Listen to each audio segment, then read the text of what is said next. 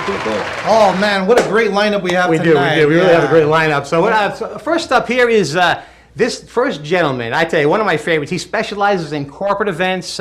He does trade shows and conventions. Oh, and he also performs internationally. At the House of Pancakes, of course, but I must warn you, he is connected to reality on a very thin thread. So you guys are in for a fun treat. Let's go ahead and welcome one of my favorite magicians and good friend, Rich Hurley. Oh, hey guys, how you all doing? Hey, thanks, Raven and Migz. You guys are so awesome. You know what? I'm so thrilled to be on this show. Thank you for inviting me. Hey, listen, here in San Clemente, trick or treating is illegal.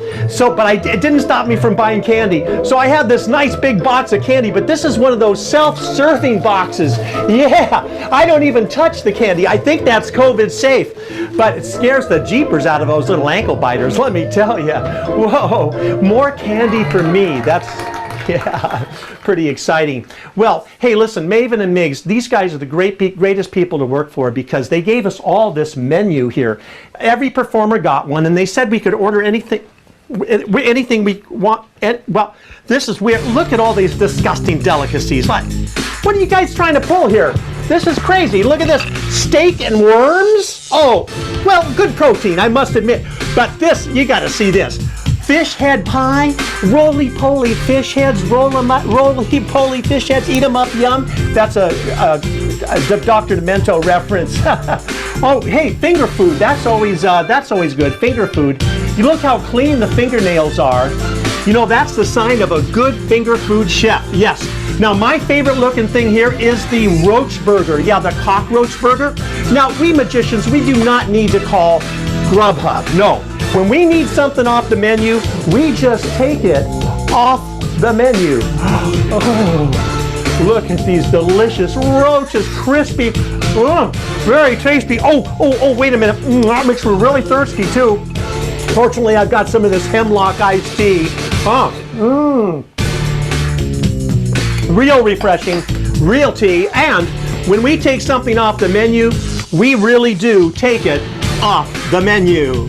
Yeah, no more cockroach burger there. But we still have plenty of fish head pie. Oh, some fish head pie fans out there. I like that.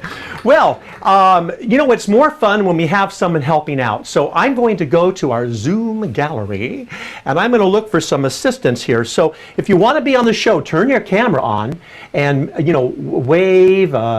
Yeah, there we go. Hey, Terry's waving. So Terry, I'm going to ask you to unmute there. And we're going to bring you up into my spectator screen here. Terry, hey, how you doing? Great, thank you. How are you doing? Well, I'm doing great, thanks. Hey, could I interest you in some fish head pie? Maybe a little taste. I am not a Yeah, big... oh, just a taste. Okay, that's good because it's getting a little rank here. You know, it doesn't last forever. Okay, so Terry, let me ask you a question. Do you know what the most powerful playing card in all of Magic is? Most powerful playing card? Maybe. You want me to And guess? that would be? Yes, please. Ace of Spades. Yes, that is the second most powerful. The most powerful is right here in this jar. It is the Joker. And that's because a Joker can be any card you want it to be. Now, there's a Joker in this hermetically sealed jar. You don't have to take my word for it. That's very tight. I will open it up. And Terry, you're going to see I have no secrets from you, sir. There is the Joker. Now watch. This Joker, do not take your eye off the Joker. The Joker is going to go into the jar. Terry, is there any question in your mind? Is there a Joker in this jar? There is. There is, absolutely. And I'm going to close it up, and it's not going to leave the frame. It's going to go right over here to this table right here. It's going to stay here the whole time, and it is completely tamper-proof. Now, Terry, I have one more question for you. Do you have any idea where magicians get their playing cards? From a Any pocket. ideas? From a pocket? Pocket. Well, usually we do, or a hidden compartment, but for me, I just make my own. And I use my do-it-yourself playing card kit. Now, when you get a do-it-yourself playing card kit, it doesn't even come with a box. You get these box forms, see? And then if you give it a little shake, this activates the pigments, and it starts to look a little bit more like a real box of playing cards. Now, connect flap A to flap B to flap C, flap D to flap E to flap F. That's a lot of flap in there. Say the magic word floxy-noxy-nillification, and look, you actually have a real regulation deck of playing cards. And now you can pick a card. How can you have a magic show without a card picking happening? So Terry, just say stop anytime. You still with me? Stop. Stop. Right, the 2 of clubs? Yes. This one, 2 of clubs? Yes. Okay, I want to make sure it's a free choice. Now, we're going to make this the most unique 2 of clubs in the world. Do you have a nickname, Terry? Tag. T-A-G. T-A-G. Now we are on a first nickname basis. Very nice to know you that way. I need a personal identification number. May I have the last 4 digits of your social security number, please? 2994. 2994. That's not your real number, is it? The last 4? Well, yeah. Well, anyway, listen, if it's the last 4 digits, I'm going to be living high on the hog for the next few weeks. You should never get that personal information out. All right, now, I want you to see something here. Terry, your 2 is really going in the center of the deck, and I do it face up so you can really see that, and I even mix the cards face up. There is no namby-pamby, skillet-licking, ne'er-do-well, fake shuffling, card cheating magic happening here. These cards are as mixed up as I am, and I'm pretty mixed up, kind of like, like confetti in a windstorm. Yeah. So, all right. So we're going to show you now the world's fastest card trick. For that, I need a drum roll, please. Thank you. Drum roll. And world's fastest card trick. Here we go. World's fastest card trick. Excellent, Terry. Would you like to see the trick again? All right. Yeah. Obviously, the trick is over. See, over here, remember we had this jar. Now, the Joker is still in the jar. There's no question that the Joker is still in the jar because it's never left the frame. It's always been in camera view the whole time. But the cool thing about Jokers, it's very tight. Cool thing about Jokers, now, if you were here, I would actually, it says your card, I would actually pour it into your hand. And you will see there's only 1 card in that jar. But Jokers are wild, and there it is, signed, sealed, delivered, with your, hopefully fake, social security number on it. The world's fastest card trick.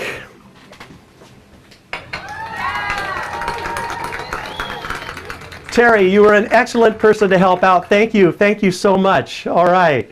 Okay. Now, I'm going to break the screen barrier. What do I mean by that? Well, there's a barrier between us. It's an LED screen, an LCD screen, a CRT screen, a plasma screen. There's a screen between us. So I'm going to look for someone who can actually make something from over there come over here. So I'm going to go back out to my Zoom gallery. Here we go. Now remember, I need to know if you're enthusiastic, so give me a little, oh, I like this guy here. This guy looks really good. His name is John Fisher. John, would you go ahead and unmute there for us? John? Go ahead and unmute, and I'm going to bring you into a very special spectator box here. Now, John, I don't know if you can see this, but can you see that we're actually standing face to face right now? I can. Hi. Yeah. So you're going to give me something from your side of the screen. Now, let me ask you a question, John. Are you an optimist or a pessimist? I'm would you say? An optimist. Okay, so you believe a glass is half full. A pessimist believes a glass is half empty, and a magician believes a glass can have anything in it you want it to. So John, I want you to use your imagination, take a deck of cards in your mind, an imaginary deck of cards, and shuffle those cards. Show everybody you're shuffling them. There you go. Awesome. You were doing a great job.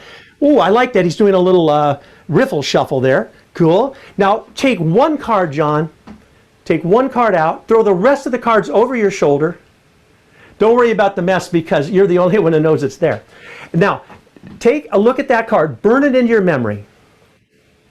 Wow, John, you look funny with a burnt memory. But that's okay. Hang on to that. Because in a minute, see this empty wine glass? This is your target, okay? So now you're holding an imaginary card. What I'm going to ask you to do in a minute is just throw that through the screen when I say, at the count of 3, okay?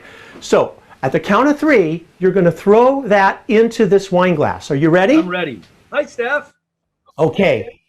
1, 2, 3.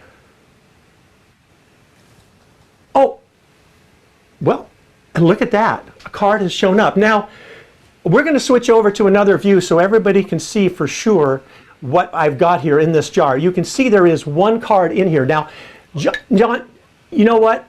You haven't named the card yet. No, I haven't. But would you tell everybody what the name of that card is? Queen of Hearts. The Queen of Hearts. So there's only one card in here. Only one card. And if I turn that card around and it's the Queen of Hearts, would that be a good trick, John? Absolutely would. Well, you know what? You do a really good trick because you made it happen. Look, it is the Queen of Hearts. And there's not like a whole deck of cards in there. Just one card. You have broken the screen barrier. Wow. Awesome. Everybody give him a big hand. Oh, you're getting a standing ovation. That's pretty cool. Thank you. You guys can all sit down now. All right. Now for my last trick. This is the trick that they have banned me from performing at the Magic Castle because it is my most difficult and dangerous card trick. Now, the reason I can't perform it is due to an unfortunate Sunday brunch incident. The kid moved, I swear. Now, listen, you'll understand in a second, but one more time, I'm going to go out to our gallery here and try to find someone to help us out. So we need somebody really enthusiastic here. Oh my goodness, let's see, I got some waivers here. Oh, I like Phenomenal Phil. You know what, I have to, now that's a great costume you have there, Phenomenal Phil. What are you dressed up as today? Are you unmuting there? Unmute there for us. Oh, I think he's still muted. Up, remuted, and there. I'm not hearing him. I think we may have to move on, Phil, if we can't get that mic working. All right, we're going to... Oh, Here, hello. There you are. hello. Thank you. All right, so now we're going to do a very difficult and dangerous card trick. You do need to help me pick one more card, so let's get right to it. So say stop anytime. It's really a free choice. Stop right there. Which card? Name it. I like the 6 of spades is a good one. The 6 of spades. Okay, there's some good writing room on here. Phil, do you have a cat, a dog, a cat, a dog, a snake, a lizard, any kind of a pet? My dog died. Oh, I'm really sorry to hear that. I'm a dog lover. I know how bad that is. But would you like to put his name or her name on here? His name was Wally, W-A-L-L-Y. You know what? Wally was a character. I can tell you that right now. Now, you had, what's that? Cockapoo. Oh, I had a cockapoo too. Her name was Rosie. We lost her just a couple years ago. All right, now you can see this is really, really a unique card, and it's really going into the center of the deck. The cards are really being mixed up. And you know, I'm a magician, so you have every reason to doubt. You have every reason to doubt that these cards are really being mixed up. So let's face it. I could be controlling these cards. To prevent that from happening, I have here a trick-or-treat bag, and I'm going to use the patent-bending Shimuli Bag Shuffle. And that is the patent-bending way to really shuffle a deck of cards. Now, do you see anything inside there, sir? I do not, sir. No, it is empty. It is cavernous. Hello, hello, hello, hello, hello. Nice echo. All right, now the cards are in the bag. Now what we're going to do, now this is what happened at the Magic Castle.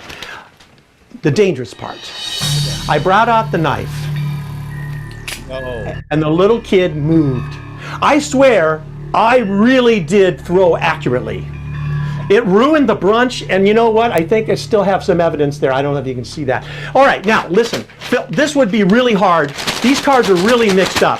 If I get your card by stabbing the bag, would that be a good trick? That would be more than a good trick. More than a good trick. Write that down, somebody. All right, here we go. Difficult and very dangerous.